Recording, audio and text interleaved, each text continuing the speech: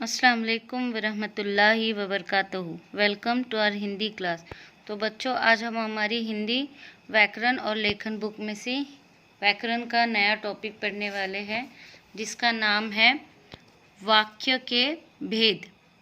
वाक्य किसे कहते हैं आप लोगों को पता है? वाक्य किससे बनते हैं? अक्षरों से वाक्य बनते हैं, एक सेंटेंस बनता है जिसका एक पूरा अर्थ होता है, एक पूरा मतलब होता है। जैसे हम कहते हैं कि मैं बाजार जा रहा हूँ, ये क्या हो गया? एक वाक्य हो गया। मैं पढ़ाई करूँगा, ये भी क्या हो गया? एक वाक्य हो गया। तुम यहाँ उदास क्यों बैठे हो, ये भी क्या हो गया? एक वाक्य हो गया। तो आज हम वाक्य के भेद पढ़ेंगे।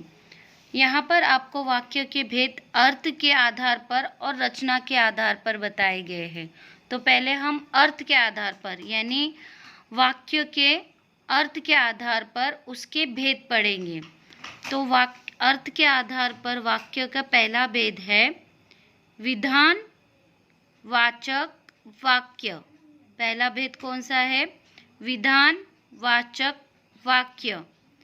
इस वाक्य में कोई भी काम करने या होने, इसके बारे में हमें जानकारी दी जाती है। जैसे काम हो रहा है या किया जा रहा है, तो जिस वाक्य में हमें इस बात का पता चलता है, उस वाक्य को विधानवाचक वाक्य कहते हैं। जैसे पहला वाक्य देखिए, यहाँ पर उदाहरण बताया गया है। ऋत्विक ने वह पोटली राहगीर को दे दी। ऋत्विक ने पोटली किसको दे दी? राहगीर को दे दी, यानी काम हो रहा है।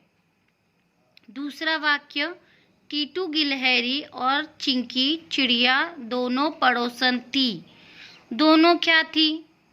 पड़ोसन थी, यानी हमें बताया जा रहा है कि दोनों में क्या था? पड़ोसन का एक रिश्ता था। तीसरा वाक्य, डर के मारे चिंकी शोर मचाने लगी। तो कौन सा काम हो रहा है? कौन सी क्रिया हो रही है इस वाक्य में? शोर मचाने की। चिंकी क्या कर रही थी? शोर मचा रही थी। जो जिस वाक्य में काम के होने या करने की हमें जानकारी दी जाती है, सूचना दी जाती है, उस वाक्य को विधानवाचक वाक्य कहते हैं। अब दूसरा भेद है निषेधवाचक वाक्य। निषेधवाचक वाक्य में कोई भी काम नहीं करने का हमें बोध होता है, यानी ऐसे वाक्य जिसमें कोई भी काम नहीं हो रहा है, कोई काम नहीं कर रहा है। जैसे देखिए उदाहरण यहाँ पर आपको दिया गया है। ऋत्विक ने पोटली नहीं खोली। ऋत्विक ने कुछ काम किया? नहीं किया। ऋत्विक ने पोटली खोली? नहीं की। दूसरा वाक्य, कूलर और पंखा भी नहीं चल रहे थे। कूलर और पंखा नहीं चल रहे थे। तो ऐसे वाक्य जिसमें कोई भी काम ना करने का हमें जानकारी दी जाती है, उस वाक्य को निषेधवाचक वाक्य कहते हैं। तीसरा भेद है आज्ञावाचक वाक्य, यानी आदेश दिया जाता है आप लोगों को। जैसे शिक्षक आपको क्लास में आदेश देती है कि चुप बैठो, शोर मत करो, तो ये क्या हो गया? आपके लिए आदेश हो गई। जिसमें ऐसा वाक्य जिसमें आप लोगों को कोई आदेश दिया जा रहा हो या आपसे कोई चीज़ के लिए रिक्वेस्ट की जा रही हो, तो उस वाक्य को आज्ञावाचक वाक्य कहते हैं। जैसे उदाहरण, चुप बैठो, आपको बताया, आदेश दिया जा रहा है चुप बैठो, अपना अपना काम करो। तू घमंड करना छोड़ दे, ये भी आप लोगों को आदेश दिया जा रहा है, यानी बोला जा रहा है कि तू ऐसा करना छोड़ दे। चौथा वाक्य है प्रश्नवाचक वाक्य। ऐसे वाक्य जिसमें हमें प्रश्न पूछा जा रहा है, उन वाक्यों को प्रश्नवाचक कहते हैं। जैसे उदाहरण, तुम यहाँ उदास क्यों बैठे हो, एक प्रश्न है, तो प्रश्नवाचक वाक्य यानी जिसमें हमें प्रश्न पूछा जा रहा हो। उसके बाद है निर्देश वाक्य, यानी हमें निर्देश दिया जा रहा है, हमें बोला जा रहा है करने के लिए। जैसे कि एक उदाहरण, फल सब्जी लेकर घर आओ, सुबह बगीचे में टहला करो, यानी हमें आज्ञा दी जा रही है, इसमें भी हमें निर्देश दिया जा रहा है कि हमें यह कार्य करना चाहिए। तो उन वाक्यों को क्या कहते हैं? निर्देश वाक्य। उसके बाद है अनुरोध वाक्य, यानी रिक्वेस्ट करना, अनुरोध करना, जैसे कि प्लीज़ मेरे लिए आप ये काम कर दो, जैसे कृपया मेरे आवेदन पत्र पर ध्यान दें, अपनी कृपया दृष्टि बनाए रखें। तो इसमें रिक्वेस्ट किया जा रहा है, तो उस वाक्य को क्या कहेंगे? अनुरोध वाक्य।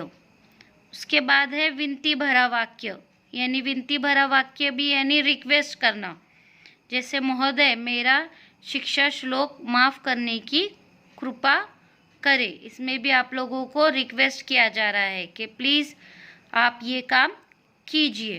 तो अभी हम लोगों ने जो भी वाक्य के भेद पढ़े वो अर्थ के आधार पर थे।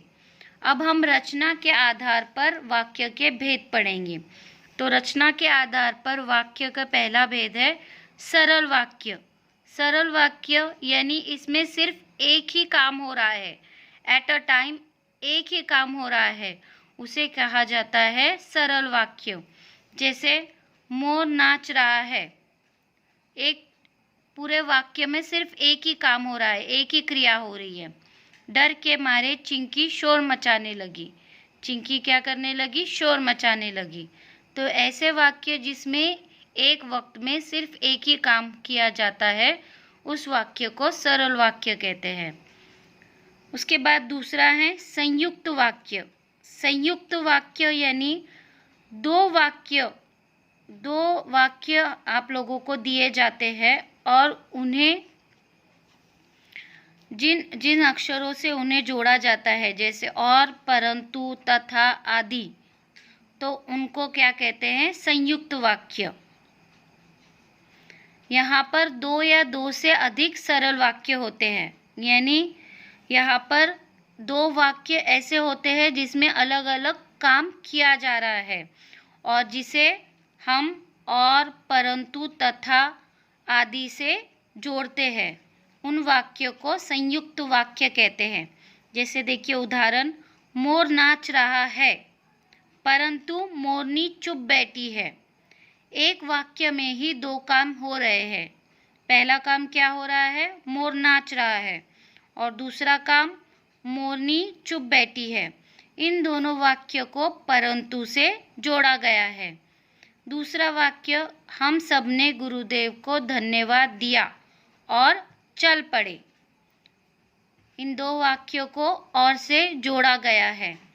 तो ऐसे दो सरल वाक्य, ऐसे दो काम करने वाले वाक्य जिन्हें इन शब्दों से जोड़ा जाता है, उसे संयुक्त वाक्य कहते हैं। तीसरा भेद है मिश्र वाक्य। मिश्र वाक्य में एक जो है वो मेन वाक्य होता है और दूसरा जो बच जाता है। देखिए जैसे मैं ना रहूं तो किससे बनेगा, ये एक वाक्य हो गया। फावड़ा, कुदाल, खुरपी, ये बचा हुआ वाक्य है, बचे हुए शब्द है, पर इसमें सिर्फ एक मेन वाक्य है। एक वाक्य जो है वो मेन बताया गया है, बाकी जो है बचे हुए शब्द दिए गए हैं। दूसरा वाक्य देखिए, ऋत्विक ने देखा तो हैरान रह गया। मिश्र वाक्यों में सिर्फ एक सरल वाक्य होता है जिसमें एक ही मेन वाक्य होता है, बाकी बचे हुए शब्द होते हैं, तो उसे क्या कहते हैं?